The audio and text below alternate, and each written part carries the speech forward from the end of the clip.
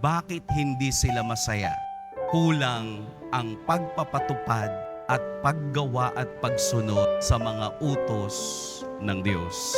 Nawa ang ebanghelyo sa umagang ito ay magbukas sa atin na tayo pala ay mahal ng Diyos, na kaya pala nating gawin na ang dalawang pinakamahalagang utos ay maging sandigan ng aking buhay sa araw-araw ng aking paglalakbay. Kung ako'y mahal ng Diyos, susunod ako, gagawin ko rin ang pagmamahal sa Kanya at gagawin ko rin ang pagmamahal sa kapwa upang katulad ng halimbawa ng Poong Jesus Nazareno, ako rin ay makakasama niya sa kaniyang kaharian. Tayo ay malapit na pero wala pa. Pagsisikapan natin, pagbubutihin natin, ipadarama natin sapagkat kahit kailan ang Diyos ay Diyos ng pag-ibig.